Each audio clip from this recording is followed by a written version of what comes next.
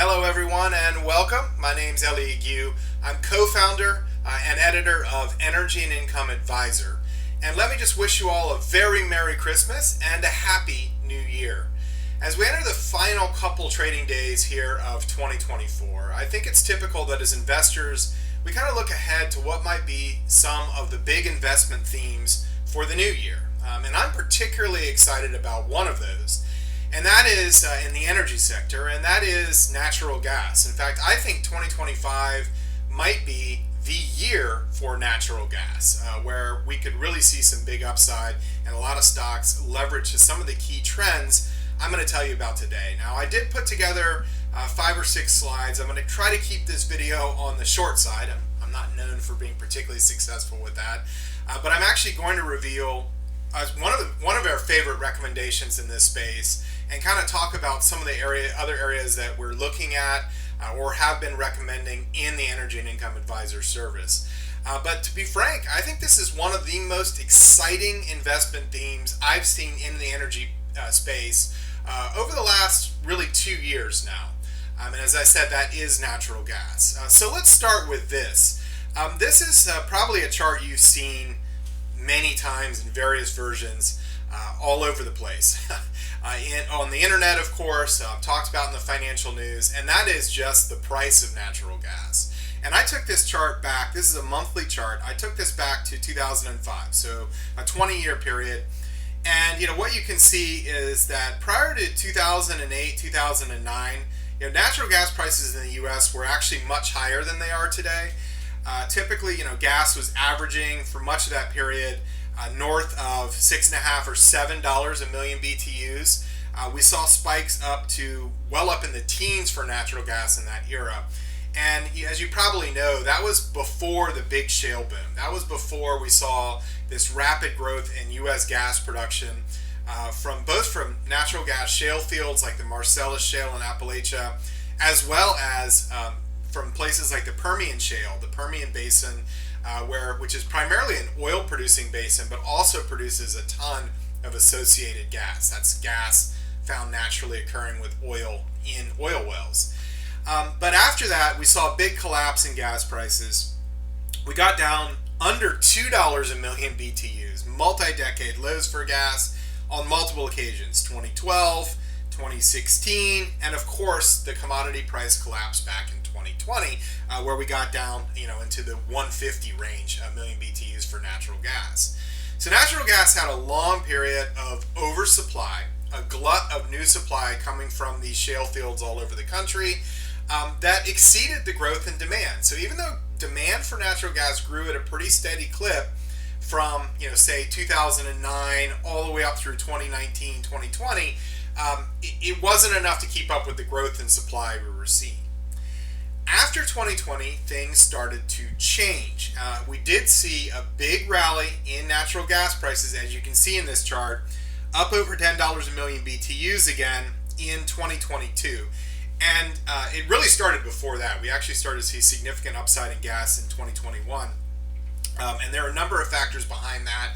I won't go into all of them today, but many of you probably recognize that early 2022 spike in natural gas was at least partly the result of the Russia-Ukraine conflict and the disruption of imports into Europe of natural gas from Russia. Natural gas from Russia, Russian imports of gas, accounted for 70% plus of EU natural gas supply in some countries in the European Union leading up to 2022. So when those supplies were disrupted by the Russia-Ukraine conflict, that caused a massive spike in natural gas. At times, natural gas prices in the European Union were well over $100 a million BTUs. Here in the U.S., we got up to the low teens, a little over $10 in August of 2022 for a short period of time. But at that time, actually, my colleague Roger Conrad and I were actually quite bearish on natural gas prices in Energy and Income Advisor. We were quite bullish on gas in 2021, but we felt that the big rally we saw in U.S. natural gas prices in 2022 was way overdone. And the simple reason for that, as I'll explain in a moment, is that there was a lot of optimism, sort of hype and mania about U.S. liquefied natural gas exports as a potential solution for the European energy crisis and for those soaring EU natural gas prices. And that's true. The only problem is that, U.S. liquefied natural gas exports aren't something that we can ramp up to infinity on a moment's notice. Exports of LNG require liquefaction terminals. These are big, multi-year, often multi-billion-dollar projects here in the U.S. That allow us to take natural gas, supercool it, load it onto specialized tankers, and ship it to places like Europe. And so U.S. liquefied natural gas capacity can grow over time, but it's not something that you can grow quickly. It's something that you have a certain capacity. Right now it's around 12 billion cubic feet a day of export capacity out of the United States. And there really wasn't much room to grow it beyond that level back in 2022 because it takes, as I said, time to build these new liquefaction and export terminals. Now, as I'll talk about in a minute, that's changing, and that's a major driver of our bullish case for natural gas into 2025. And as I said, we weren't particularly bullish on natural gas prices in 2022. As you can see in this chart, gas prices in the U.S. came way down again. We got right back down to that $150 a million BTU area, in fact, earlier in 2024, early this year. But we do think that there's a sustainable upside case in 2025. Now, some of you may be thinking, okay, well, this is all about the weather, isn't it? I mean, you might have heard or read or seen on things like Twitter, or X as it's called nowadays, talk of a very cold January here in the U.S. Some of the models out there, the medium-term weather models like the Euro model, are showing some of the coldest weather we've seen since the mid-1990s for the U.S. in January. Some very, very cold temperatures, and that may come to pass. The weather is tough to predict, but if we do see really cold weather like that, we could see elevated heated demand, and we probably could see a short-term spike in natural gas prices. But that's not what's driving our bullish take on 2025, not even close. The fact is that unless you're trading natural gas futures, or perhaps one of those ETFs that tracks natural gas, like the US Natural Gas ETF, UNG, or the ProShares Leverage Gas ETF, which trades under the symbol BOIL, B-O-I-L, the price of front-month natural gas, February futures right now, or even the March or April futures, really it really doesn't matter. If you're trading or investing in the longer-term bull case for natural gas, you're buying companies that produce natural gas, companies that own the infrastructure used to transport and store natural gas, the midstream companies, or you're interested in a service company that we recommend in the Energy and Income Advisor service that has a large exposure to building liquefied natural gas export terminals. For these companies, it doesn't really matter what the price of natural gas is in February 2025. What matters is what's the average price of gas over the longer term, in what we call the calendar strip price of natural gas. So let me show you that on here on the next few charts. But first up, before you just kind of call me crazy and end this video right now, and say, well, of course, the price of natural gas, front-month natural gas prices, has everything to do with natural gas companies. Let me show you this chart first. Now, this is a chart of Expand Energy, which is a company I'll talk about a little bit more here in a moment. They're a U.S. natural gas producer. Some of you may know them better as Chesapeake Energy. They changed their name back in early October, right at the beginning of the fourth quarter, when they merged, or actually acquired, basically, another U.S. natural gas producer called Southwestern Energy to become the largest U.S. natural gas shale producer, the largest gas producer in the largest gas producing country in the world, which is right here in the United States. Now, this is a chart of Expand Energy from the end of 2021 up through the present, so actually early 2022. And as you can see, this stock ramped all the way up to the high 90s, up to around $100 a share back in 2022. Now, that was, again, a result of that big ramp up I showed you earlier in US natural gas prices. And of course, Expand Energy came down with gas into 2023 and in 2024. And at one point earlier in the spring of this year, of 2024, it was trading down in the 60s. But you'll notice that natural gas prices today, as I showed you on that last chart, are nowhere near the 2022 highs, up over 10. They're in the sort of mid-threes range if you're looking at the front month futures. Yet, Expand Energy actually made a fresh all-time high in earlier this year, just a few weeks ago in December, of over $100, over $101 in fact, a share, as you can see on this chart. So think about that. Price of natural gas nowhere near. It's in the threes, and back in 2022 we got up over 10, right?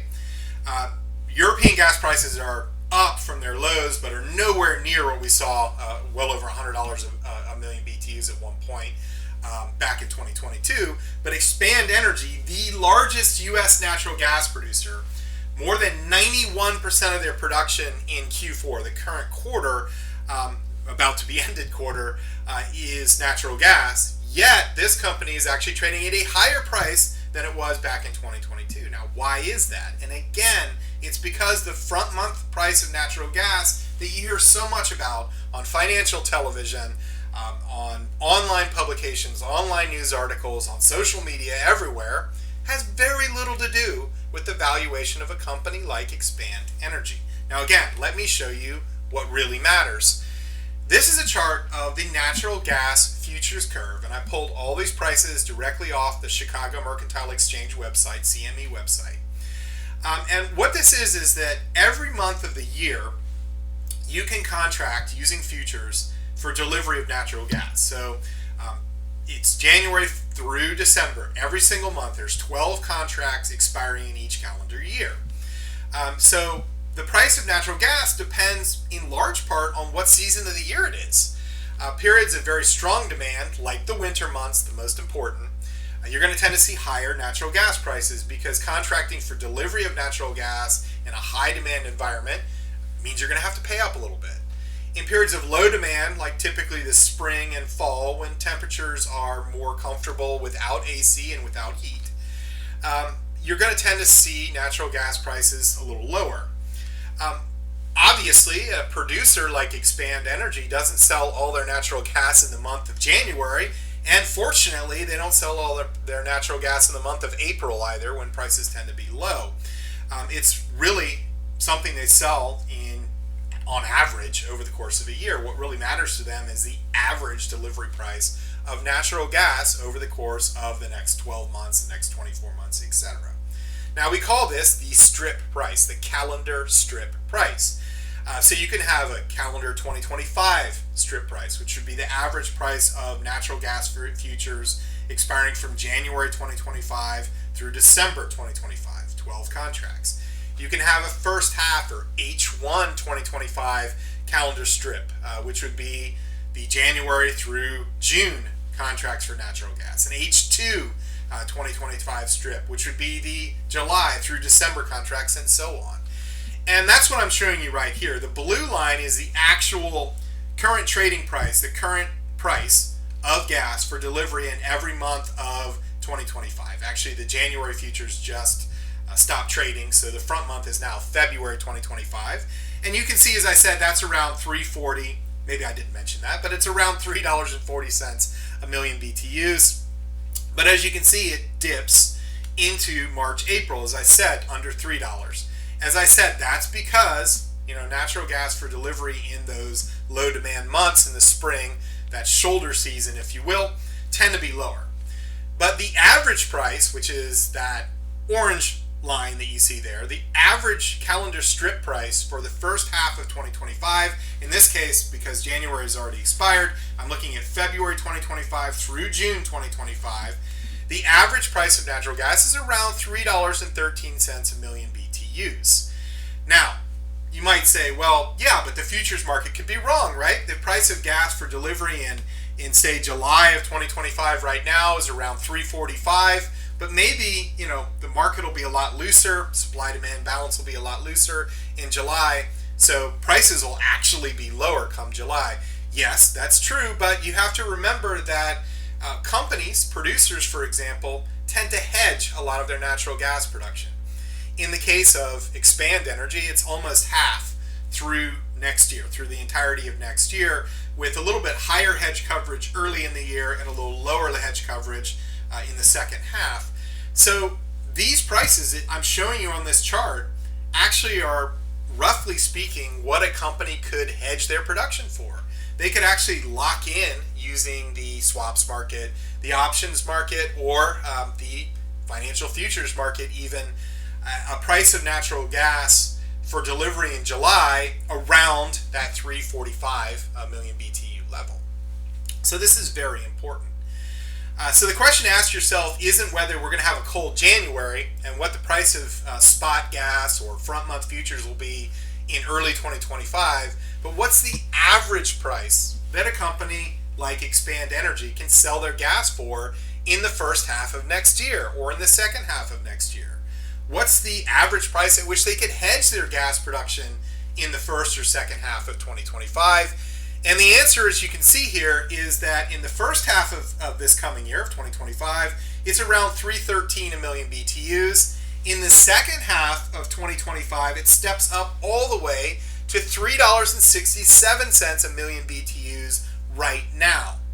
In the first half of 2026, it jumps all the way to $3.86 a million BTUs.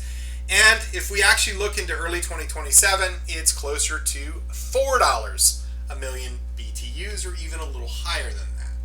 So not only is the front month price, as I said, which doesn't matter that much to the producers, unless you're trading the futures, and honestly, we do not recommend right now either that UNG ETF or that BOIL ETF. We actually think that if the cold weather in January doesn't quite live up to expectations, you might even see a little downside in those front month futures from natural gas. That doesn't matter to these producers at all, and it has nothing to do with their bull case for natural gas.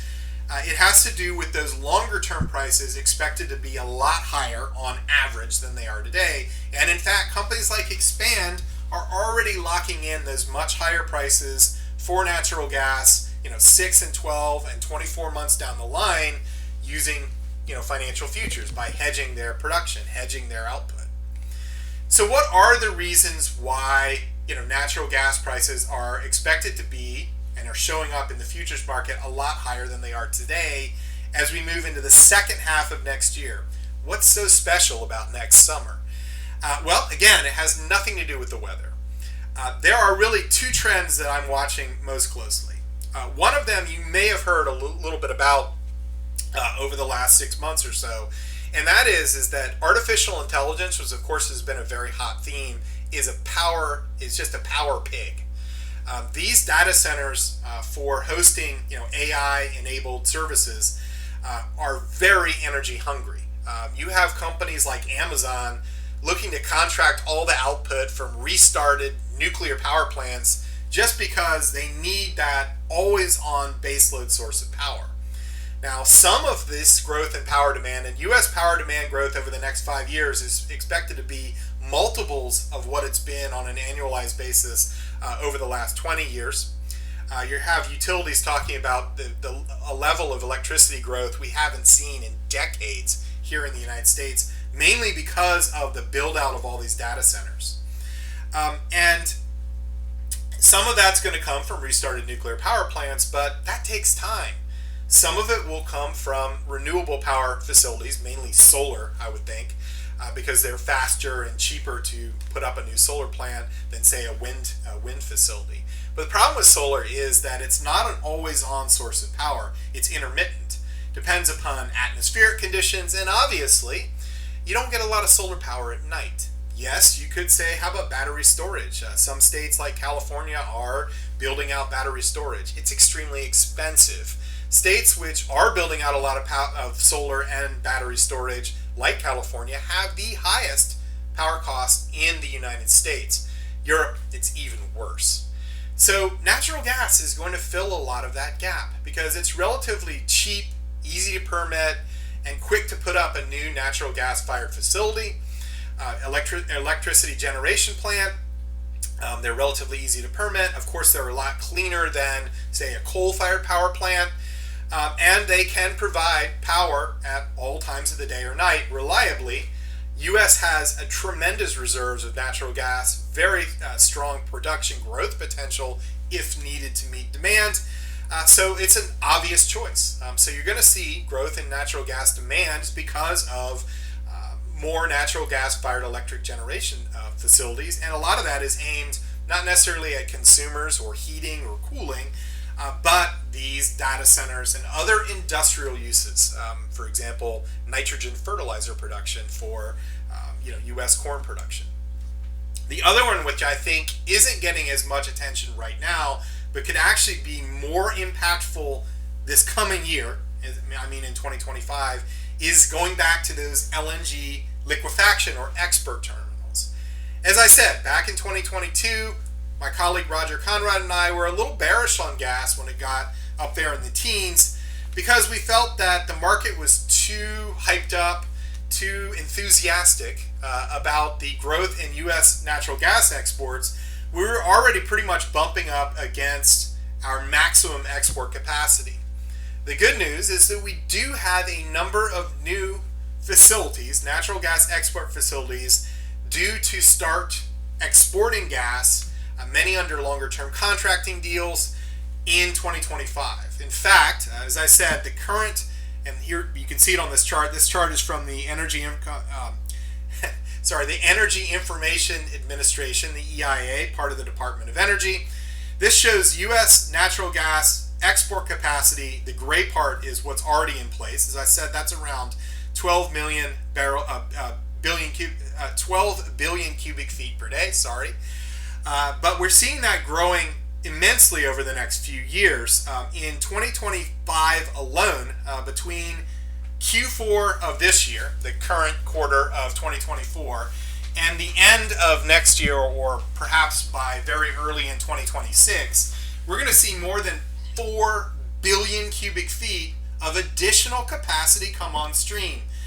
Some of these facilities are already starting up. Others have been delayed, such as the Exxon Qatargas Golden Pass facility in Texas, which was supposed to come on stream in the first half of this coming year, or even late this year, but is now going to be towards the end of 2025. But now a lot of these construction timetables look more certain than they did a few months ago. A lot of companies have confirmed when they're going to start shipping gas, when they're going to start needing gas feedstock for these LNG terminals. And as you can see, it ramps up very quickly, particularly quickly in between now and early 2026. As I said, 4 billion cubic feet a day. Current capacity is 12 billion cubic feet, so that's a more than 33% annual growth in U.S. export capacity in 2025 alone. And as I said, a lot of these facilities are contracted under longer-term deals. And to be honest with you, Europe wants that gas. Asia wants that gas. We have a lot of export markets for that liquefied natural gas, and that's going to be another major new source of demand for U.S. gas. Going beyond 2026, you can see there's more growth expected. By the end of this decade, 2029, 2030 or so, we could see U.S. natural gas LNG exports up around 24 or even 25 billion cubic feet a day. The incoming Trump administration, there has been a pause of permitting of new LNG plants put down by the Biden administration a little over a year ago, or a little less than a year ago.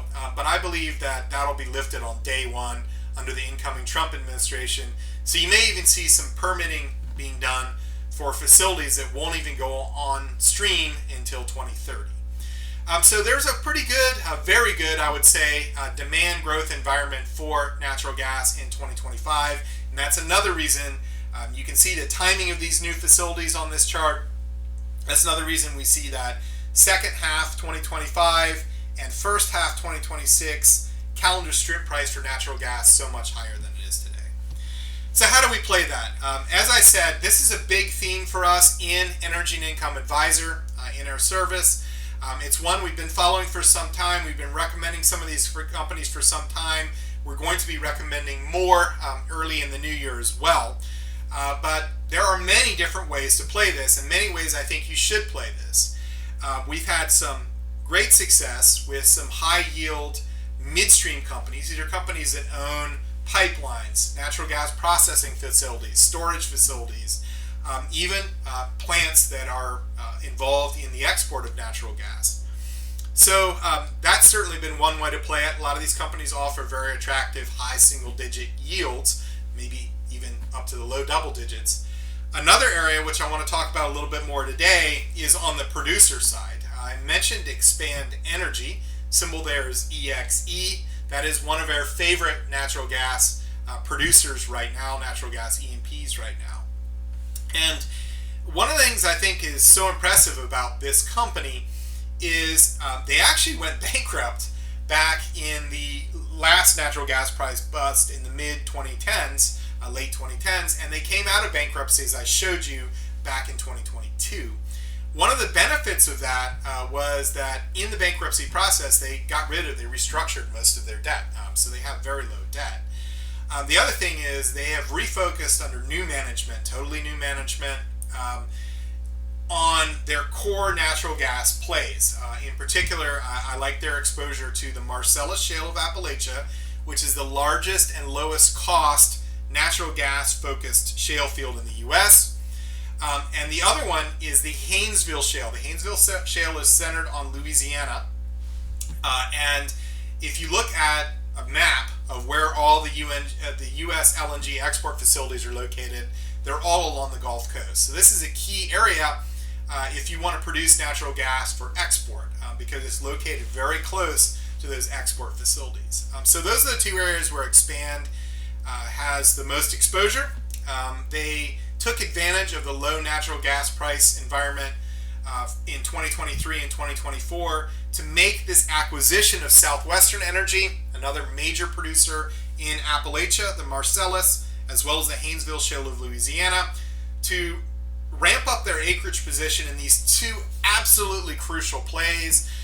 Don't let anyone tell you that those aren't the two most important natural gas plays in the U.S. because they are. In terms of gas shale, they're the lowest cost in the case of Appalachia, and also the most proximate to LNG export facilities in the case of the Haynesville.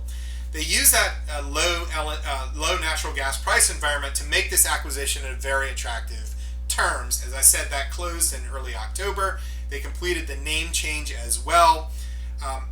Sometimes that can be a little gimmicky. In this case, I think that they wanted to highlight the fact that they have a totally new management team and it's a totally different company than the old Chesapeake.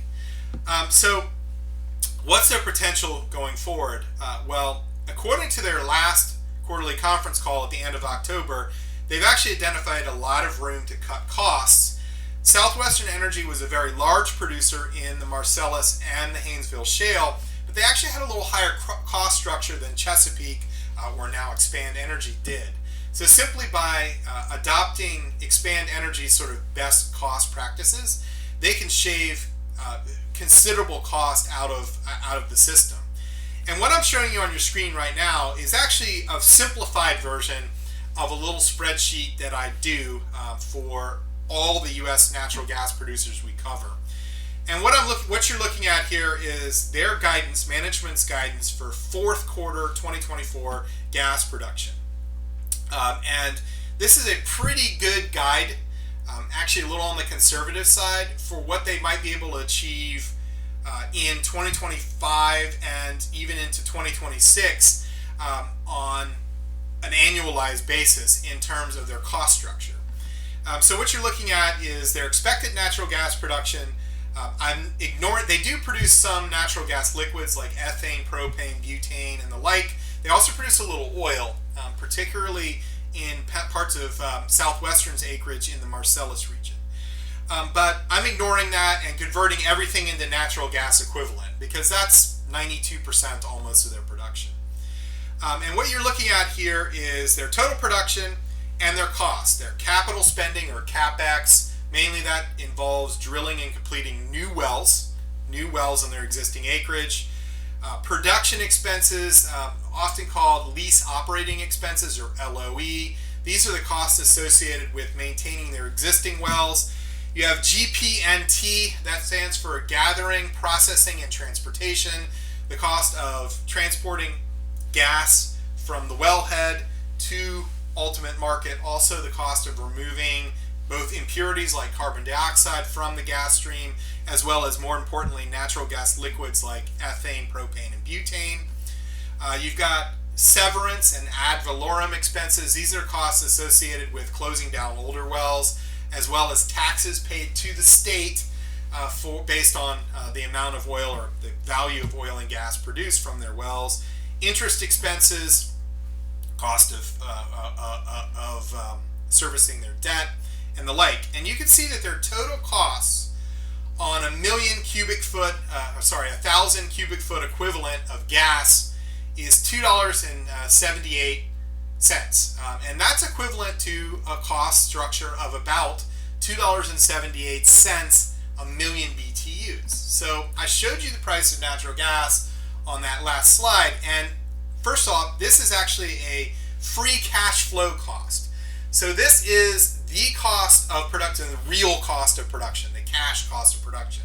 It doesn't include accounting charges like depreciation or depletion. This is the actual cost of them going out, drilling new wells, putting those wells into production, maintaining their old wells, paying all their basic corporate expenses, interest expense, taxes, right? And this is how much it costs them to produce 1,000 cubic feet or 1,000,000 BTUs of natural gas, $2.78. Anything above that, they're going to produce free cash flow. Anything below that, they're going to actually have to raise capital somehow, issuing debt, issuing new stock, things you don't want to hear about as a shareholder. The good news is that they were very smart to hedge a large portion of their natural gas production quarters ahead of time. So even though natural gas prices have come down very low in recent quarters, well below $2.78 a million BTUs, they were actually selling their gas at much higher prices because they had those hedges in place. That is also true into early 2025 and into late 2025. They have about half their production hedged through early 2026 right now at prices well north of $3.25 a million BTUs. So they're already locking in much higher prices than they need to break free cash flow. But prices in the futures market today, as I showed you, are actually even higher than that. $3.67 a million BTUs, second half of 2025. Up over near $3.90 a million BTUs in the first half of 2026. So what would that mean if their cost structure remains relatively constant? I think they're actually going to be able, as I said, to improve upon this because of synergies with the Southwestern merger. This is, by the way, a little spreadsheet I created based on fourth quarter combined production from both companies. The old Chesapeake, the old Southwestern now expand as a combined company. You can see at $3.25 a million BTUs, current level of production, they can produce about $270 million in free cash flow in a quarter. That works out to about almost $1.1 billion a year. And as I said, I think that's quite conservative. At the current market cap, that's about a 5%, 4.8% free cash flow yield. But look at what happens at $3.75 a million BTUs. And it says that's actually lower than the current strip price, the calendar strip price for gas in the second half of next year. They jump all the way up to about $560 million a quarter in free cash flow. That's $2.25 billion almost in free cash flow on an annualized basis. That's a 10% free cash flow yield. In other words, they're producing 10% of their market cap in free cash flow every single year.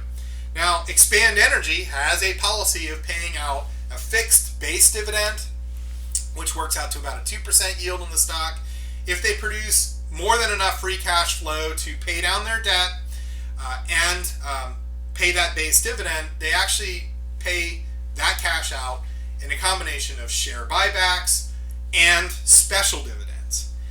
So at a $4 million BTU gas price, you're looking at this company producing almost $3 billion a year in free cash flow. And I think that's conservative. I actually think they could do north of 4 with some of the free cash flow synergies there that are underway right now, and by increasing their production, if necessary, into a higher natural gas price environment.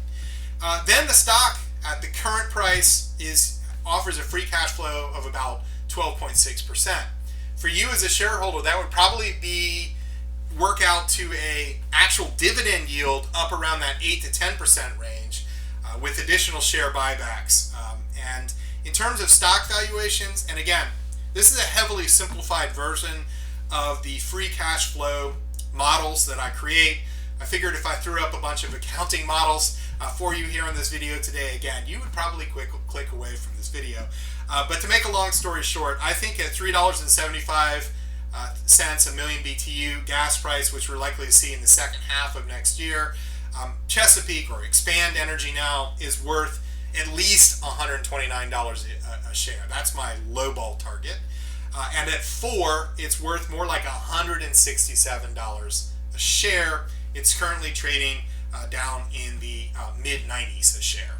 So that's a lot of upside for this stock. And again, that's only one of several plays we have for 2025 that I'm extremely excited about on what I believe will be the year of natural gas. It's the year when LNG export capacity will actually take off. What a lot of people thought was going to happen back in 2022, which we did not think was going to happen back in 2022 because it's physically impossible to build out capacity at that rate of speed, is going to happen in 2025, and the market's just not prepared for it. Most of the commentary I see out there on financial websites is about, what's going to happen with January weather? Irrelevant.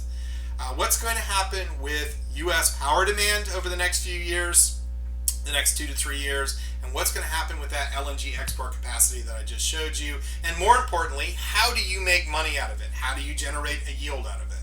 I told you a little bit about Expand Energy, one of our most exciting plays, and I'd love to show you more about some of the stocks that are going to benefit most from this year of nat gas, this year for natural gas, as a part of a risk-free trial subscription to Energy and Income Advisor. It's something we're only offering for the next few days into very early in 2025, and it is our annual discount promotion. It's the only time you'll see these prices this low all year long. We're offering discounts on our quarterly, our annual, and our 2-year subscription offers. We're also extending 2 guarantees to you. The first one is just give the service a try.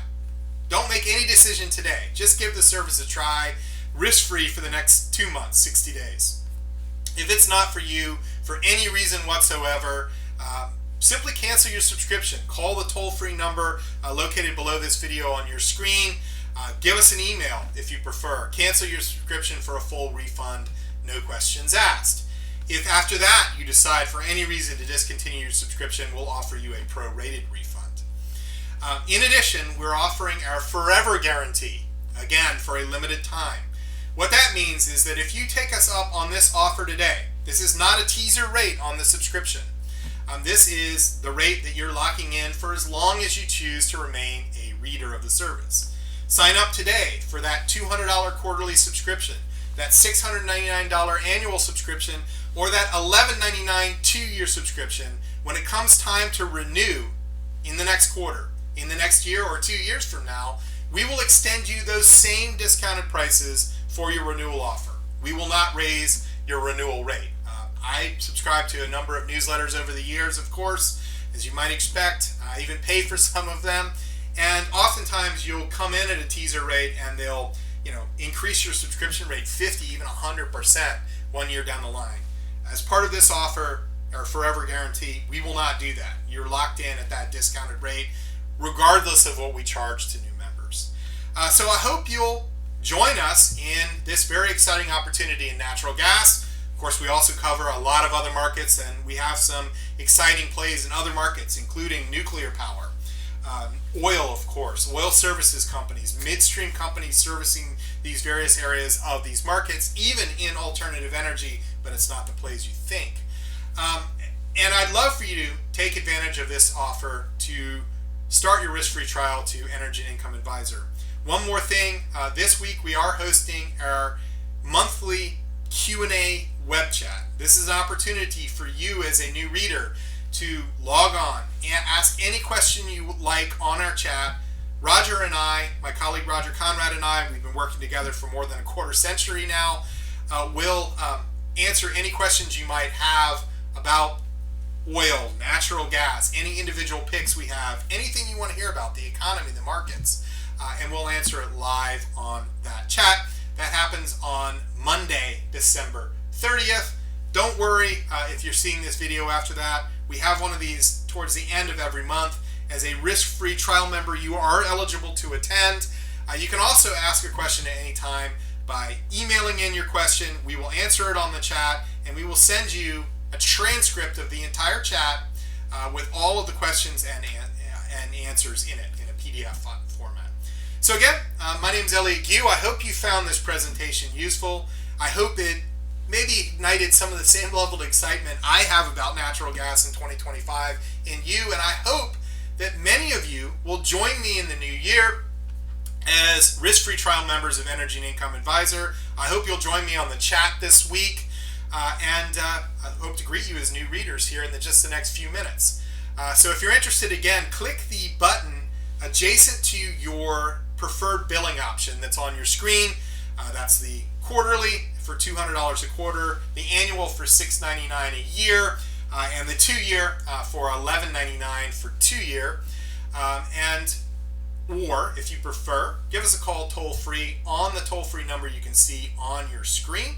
And tell Sherry that you watched this video with Elliot to make sure you get these discounted offers. We're not actually offering this to everyone.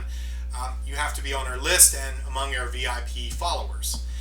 So with that, let me wish you again a very happy new year and a very profitable start to the new year. And again, I hope to welcome many of you as new readers here in just the next few minutes. Thanks again.